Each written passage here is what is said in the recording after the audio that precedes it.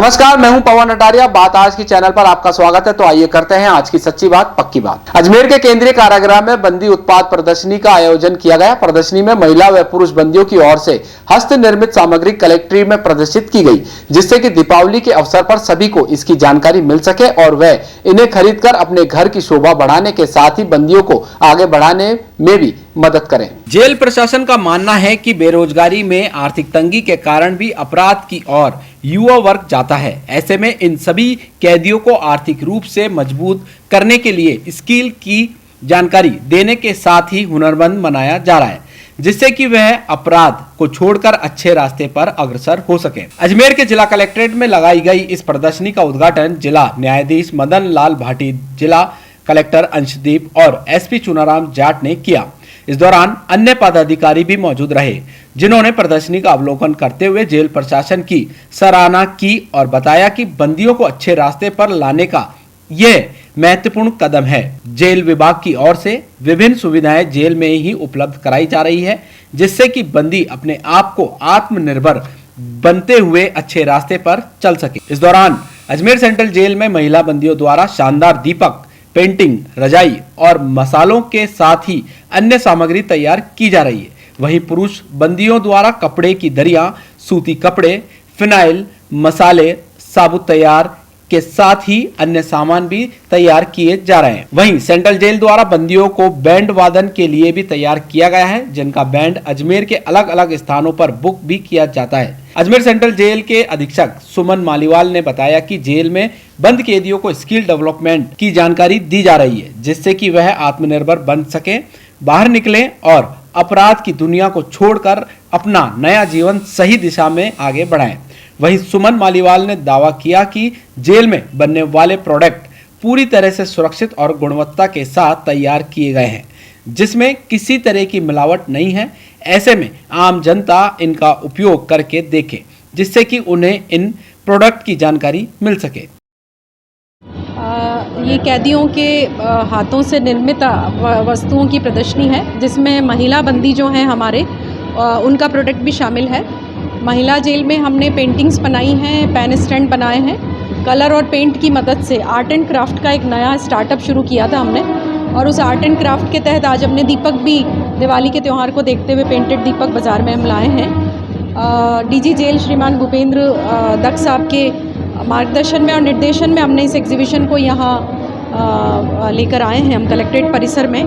हमारा उद्देश्य है कि बंदियों के द्वारा निर्मित उद्योग जो हैं, जो उत्पाद हैं, वो ज़्यादा से ज़्यादा बाज़ार में आए, उनकी बिक्री हो, सरकारी संस्थाओं और उपक्रमों के अलावा आम आदमी तक भी उसकी पहुंच हो।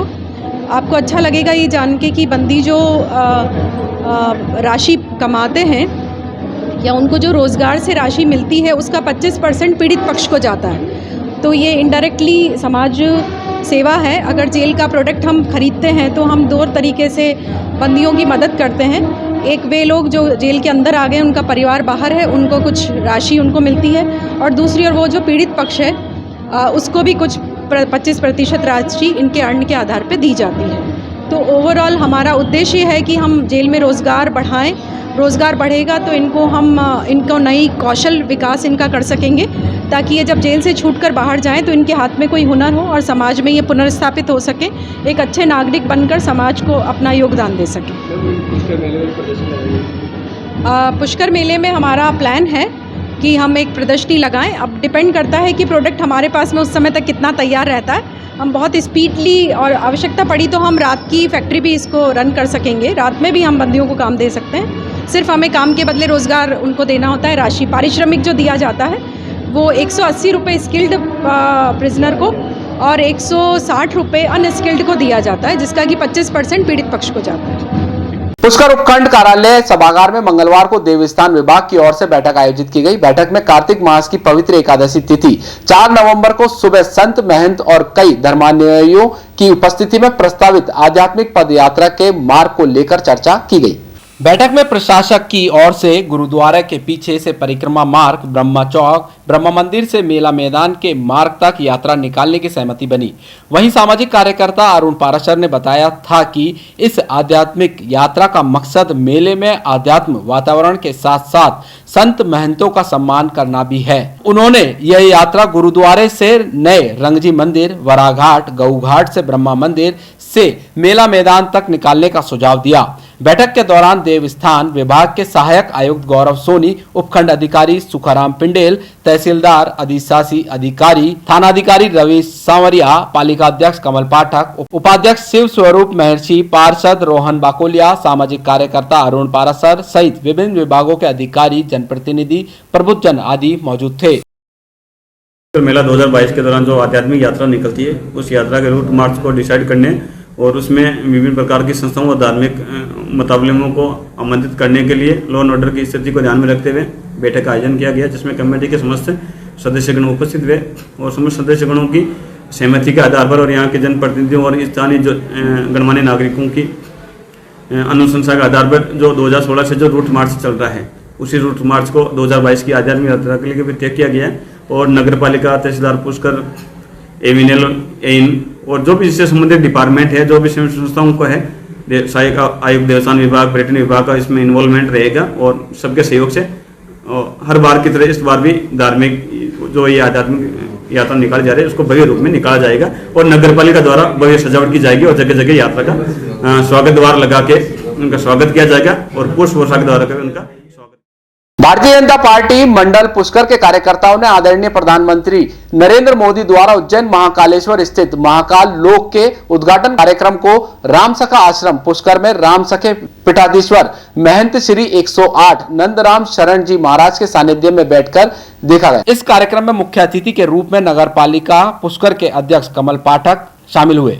कार्यक्रम में मंडल अध्यक्ष पुष्कर नारायण भाटी, मंडल महामंत्री अरुण वैष्णव, रोहन बाकोलिया, संदीप पाराशर, मंडल उपाध्यक्ष कमल पाराशर, जैकी मंडल के कोषाध्यक्ष पार्षद कमल रामावत, कई अन्य कार्यकर्ता उपस्थित थे। कार्यक्रम यही है जो हमारे भारत के प्रधानमंत्री माननीय श्री नरेंद्र मोदी जी जो आज उज्जैन में लोकार्पण करने गए हैं कॉरिडोर का, उसी के उपलक्ष्य में सभी हमारे चेयरमैन साहब, सभी पार्षद साहब, माताएं बहनें सब उपस्थित होकर हम एक साथ उस लोकार्पण को देख रहे हैं। और बड़े आनंद की बात है कि हमारे प्रधानमंत्री, भारत के यशस्वी प्रधानमंत्री, जिन्होंने आज सनातन धर्म को बढ़ाने के लिए ऐसे बड़े बड़े कार्यक्रम कर रहे हैं, तो भगवान से हम भी ब्रह्मा जी से प्रार्थना करेंगे कि हमारी बात, सभी पुष्कर वासियों की बात, हम चाहते हैं कि हमारे पुष्कर में भी एक कॉरिडोर ऐसा बने, क्योंकि ब्रह्मा जी का पूरे विश्व में एक ही मंदिर है हमारे यहाँ पुष्कर। आज जैसा कि आपको पता है, प्रधानमंत्री नरेंद्र मोदी जी उज्जैन स्थित महाकालेश्वर ज्योतिर्लिंग के वहाँ जो 850 करोड़ की लागत से महाकाल लोक का निर्माण किया गया है, वो जनता को समर्पित किया गया है। इससे देश में सांस्कृतिक राष्ट्रवाद की ओर देश आगे बढ़ रहा है और पूरे भारतवर्ष के हर आम नागरिक को इससे गौरवान्वित महसूस होता है कि आज देश के प्रधानमंत्री भारत की जो संस्कृति काफ़ी वर्षों में पीछे नीचे चली गई थी, उसको वापस पुनरुद्धार कर रहे हैं, तीर्थों का विकास कर रहे हैं। तो उसके आज इस कार्यक्रम को हम सब देखने के लिए रामसखा आश्रम में हमारे महंत जी हैं नंदराम शरण जी महाराज, उनके सानिध्य में आज हम सब भाजपा कार्यकर्ता, पालिका अध्यक्ष कमल जी पाठक, मंडल अध्यक्ष पुष्कर नारायण जी भाटी और सभी पार्षद गणों के साथ हम सब कार्यकर्ताओं ने यहाँ इस कार्यक्रम को राजस्थान में पुजारियों का आत्मदाह करने का मामला थमने का नाम नहीं ले रहा। भरतपुर के बाद अजमेर में एक पुजारी ने खुद को आग लगा ली। इस हादसे से नाराज ब्राह्मण संघर्ष समिति के सभी घटकों ने जिला पुलिस प्रशासन, जिला प्रशासन को ज्ञापन सौंपकर इस मामले में निष्पक्ष जांच करने और आरोपियों के खिलाफ कार्रवाई की मांग की है। पंडित सुदामा शर्मा और एडवोकेट योगेंद्र ओझा ने पुलिस प्रशासन पर आरोप लगाया कि समय रहते बुजुर्ग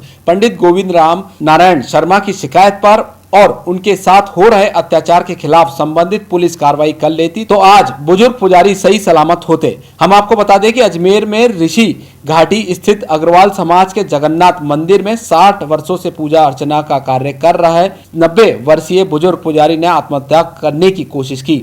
40% झुलसी हुई अवस्था में पुजारी को इलाज के लिए जेएलएन अस्पताल में भर्ती कराया गया।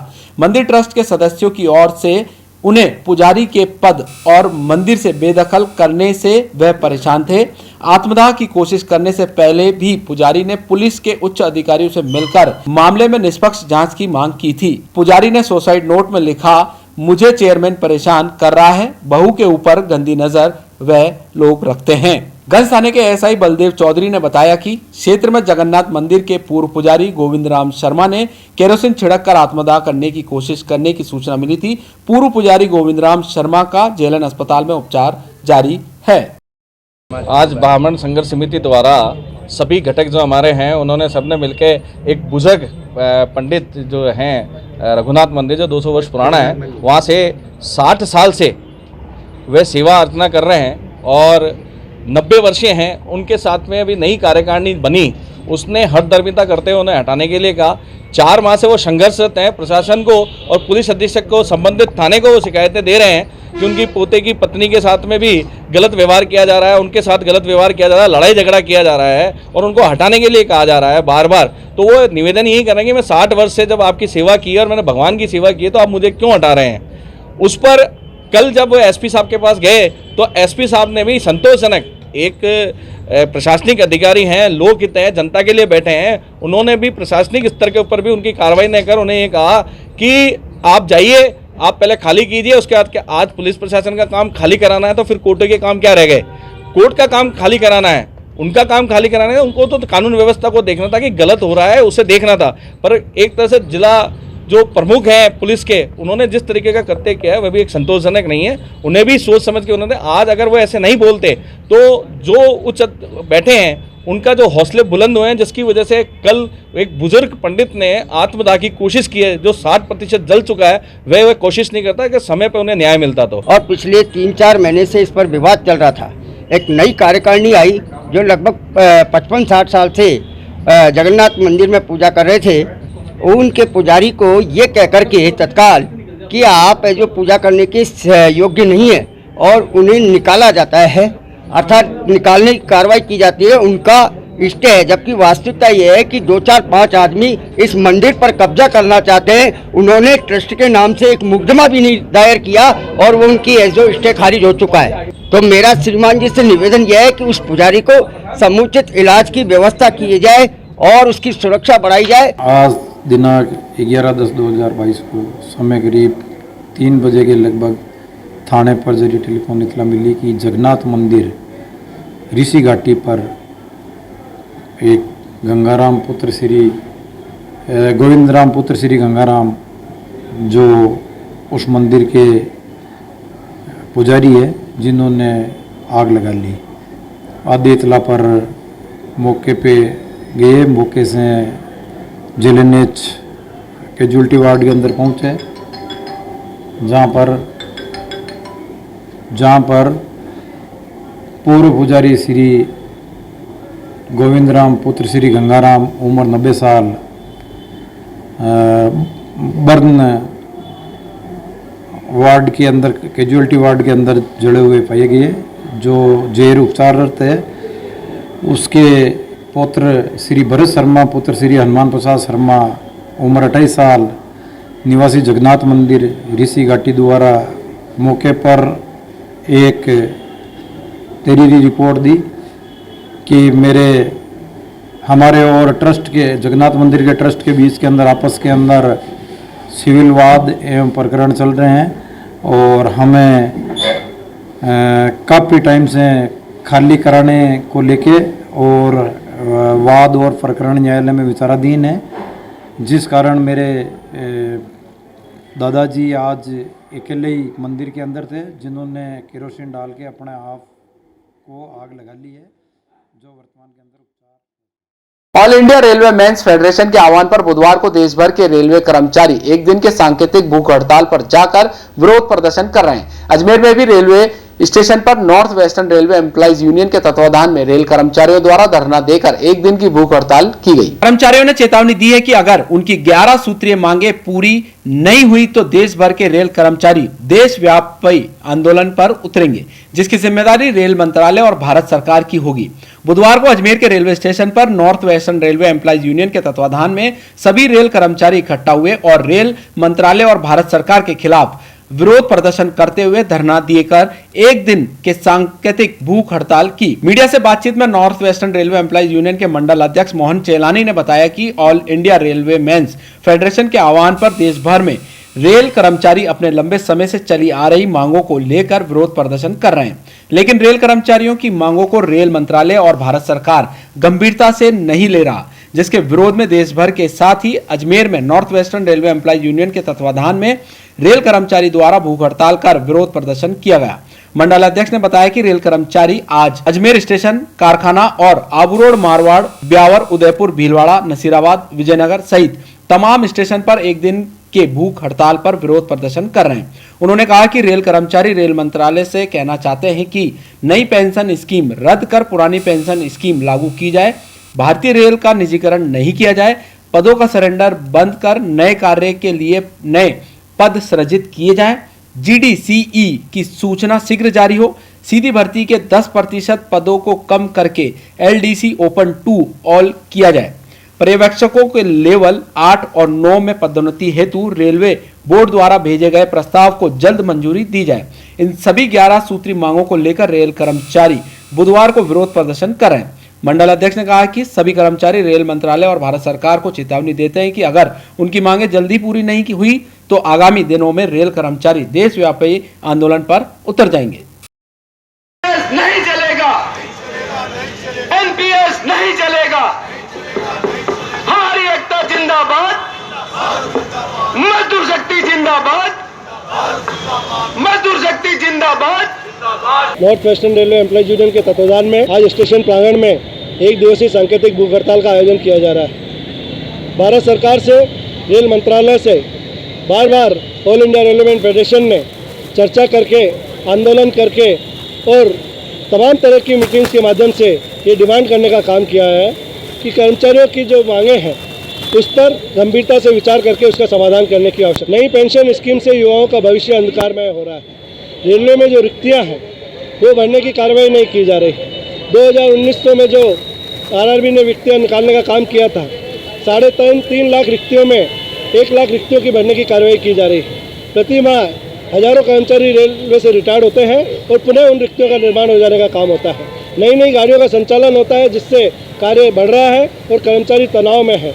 नई नई तकनीक आने की पर्याप्त ट्रेनिंग की सुविधा नहीं मिल रही है कर्मचारियों को। हमारा 18 माह का जो महंगाई भत्ता भारत सरकार ने फ्रीज किया था उसके भुगतान के लिए कोई विचार नहीं किया जा रहा है। इन तमाम मांगों को लेकर के और रेल मंत्रालय से कई बार चर्चा होने का काम हुआ है, लेकिन रेल मंत्रालय भारत सरकार के उदासीन रवैये के विरोध में आज देश भर में भूख हड़ताल के कार्यक्रम किए जा रहे हैं। अजमेर मंडल में भी, अजमेर में आबू रोड, पालना, मारवाड़, ब्यावर, उदयपुर, मावली, खामली घाट, भीलवाड़ा, नसीराबाद, विजयनगर में इसी तरह के कर्मचारी भूख हड़ताल करके और सरकार का आह्वान कर रहे हैं कि रेल कर्मचारी के जो बकाया डिमांड्स हैं इस पर गंभीरता से विचार करें, अन्यथा आने वाले दिनों में ये आंदोलन और उग्र रूप लेने का काम करें। अजमेर के JLN हॉस्पिटल में इलाज के दौरान युवक की मौत का मामला सामने आया है। मामले में पीड़ित मां ने अपनी बहू, उसके भाई और लवर पर जानलेवा हमला करके हत्या करने का आरोप लगाते हुए मुकदमा दर्ज कराया है। अलवर थाना पुलिस ने मंगलवार को मेडिकल बोर्ड से पोस्टमार्टम की कार्रवाई कर जांच शुरू कर दी। पुलिस तीनों आरोपियों की तलाश कर रही है। रविवार को शिव शक्ति कॉलोनी बजनगंज निवासी गुलशन शर्मा पुत्र प्रदीप शर्मा अपनी 10 साल की बच्ची से मिलने जादूगर क्षेत्र स्थित ससुराल में गया था, जिसके बाद वह वापस घर नहीं लौटा। इस दौरान गुलशन की मां सुनीता को फोन आया कि गुलशन के सिर पर चोट लगी है और वह अस्पताल में है। बाद में मां सुनीता और बहन हॉस्पिटल पहुंची और गुलशन को JLN हॉस्पिटल में एडमिट कराया।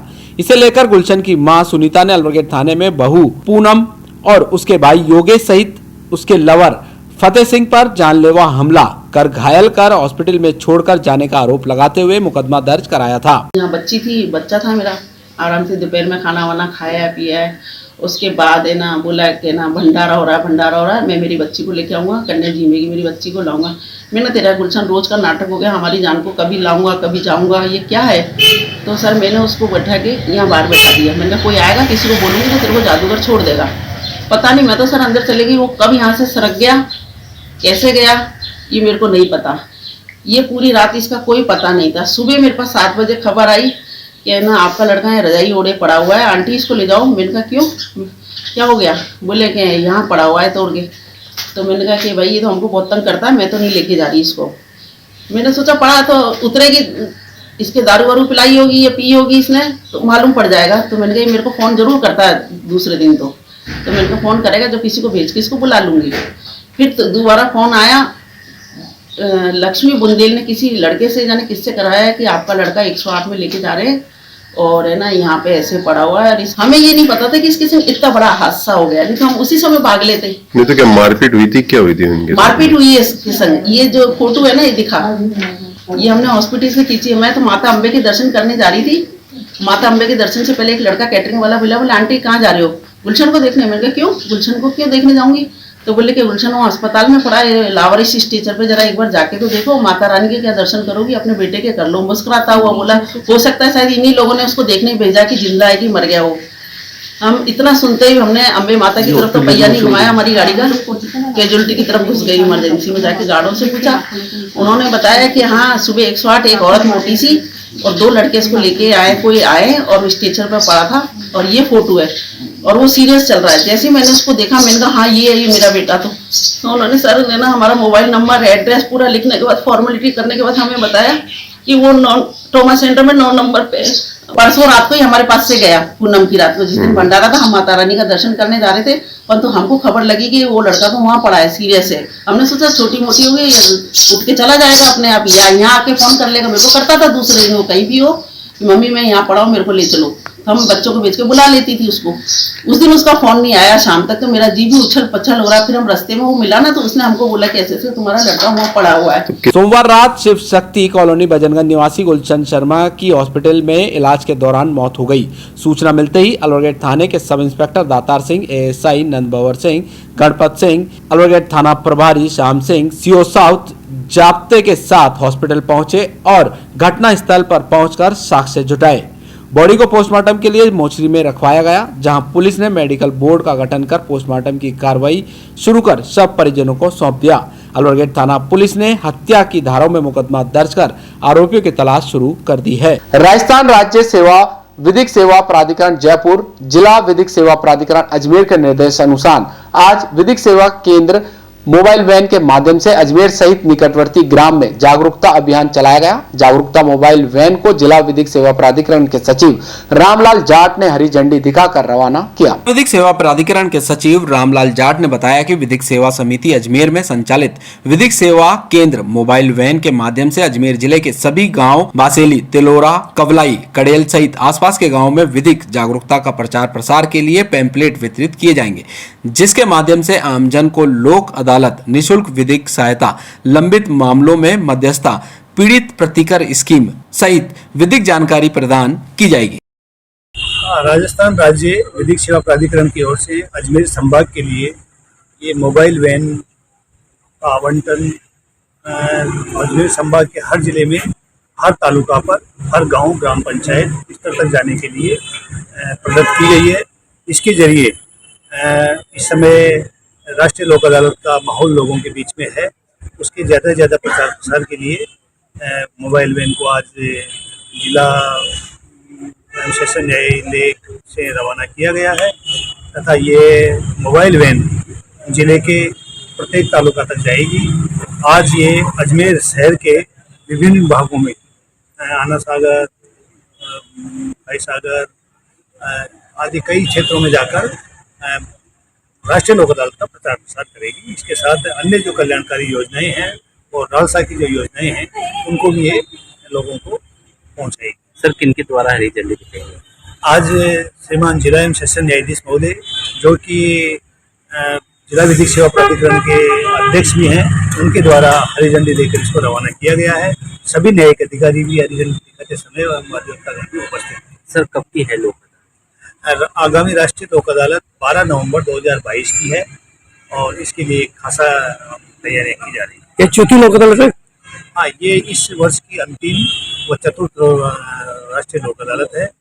आशा है कि आप सब लोगों का, मीडिया बंधुओं का इसके प्रचार प्रसार के लिए बहुत ही महत्वपूर्ण योगदान जो रहा रहता है और रहेगा। जवाहरलाल नेहरू मेडिकल कॉलेज के यूरोलॉजी विभाग में जेएलएन अस्पताल और जीव सेवा समिति के संयुक्त तत्वाधान में आयोजित यूरोलॉजी शिविर में मूत्र रोग से संबंधित कई मरीजों के सफल निःशुल्क ऑपरेशन किए जा रहे हैं। अमेरिका के वरिष्ठ यूरोलॉजिस्ट डॉक्टर गोपाल बदलानी ने कहा कि पेशाब की जटिल बीमारियों से ग्रसित जो मरीज निजी हॉस्पिटल में जाकर अपना ऑपरेशन नहीं करवा सकते, ऐसे मरीजों के लिए जीव सेवा समिति और जवाहरलाल नेहरू हॉस्पिटल की ओर से जो ऑपरेशन सुविधाएं शुरू की गई है, उससे अभी तक हजारों मरीजों के यूरोलॉजी संबंधित जटिल ऑपरेशन निशुल्क हुए हैं और ये भी सच्ची मानव सेवा है। उन्होंने मीडिया कर्मियों को बताया कि अभी तक स्वामी हृदयराम जी की प्रेरणा से 29 यूरोलॉजी शिविर आयोजित किए जा चुके हैं। यहाँ पर कम चिकित्सकीय सुविधा के बावजूद यूरोलॉजी के विश्व स्तरीय ऑपरेशन किए जा चुके हैं। प्रेरणा तो सबको साईं की मिलती है। उन्होंने मार्गदर्शक दिखाया, उन्होंने सिखाया कि बूढ़े बच्चे और बीमार की सेवा करो, वही तुम्हारा धर्म है। उसी को मैं मानता हूँ और काम ही मेरा रिलीजन है। और यहाँ जो आता हूँ तो जैसे घर आता हूँ, क्योंकि अब आदत सी पड़ गई है अजमेर आने की, और यहाँ जो सहयोग मिलता है या हेल्प मिलती है, it is second to none. यहाँ का जो स्टाफ है, नर्स मधु और सब जो स्टाफ हैं, एकदम बहुत बहुत सुपीरियर क्वालिटी के स्टाफ। और जो मैं इम्प्रूवमेंट देख रहा हूँ, इनकी MCH यूनिट बनी है, it is a big advance. जहाँ से हमने शुरू की थी वो कहाँ पहुँचे हैं। बहुत ही खुशी होती है कि मेरी ज़रूरत कम ही कम पड़ जाए, अब ये खुद ही इंडिपेंडेंट लॉन्च करें।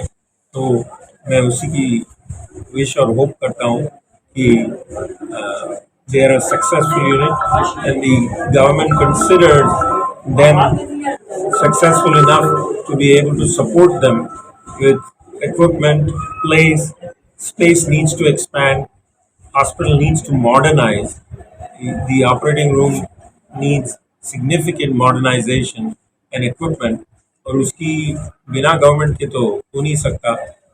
डोनेशन इक्विपमेंट जैसे मैं हमेशा लाता रहूँगा, और जो हेल्प कर सकता हूँ ज़रूर करूँगा, but it can not be outside only, it has to be internal effort to maintain and to improve the unit.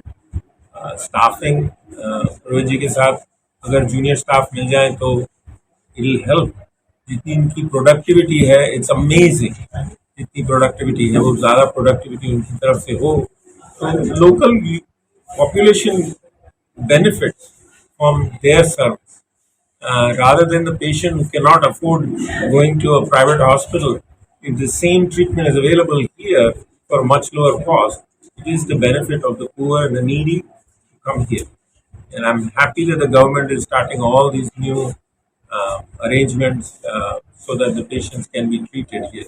So my hope and wish is urology continues to prosper and become a named institution that people can refer patients to JLM.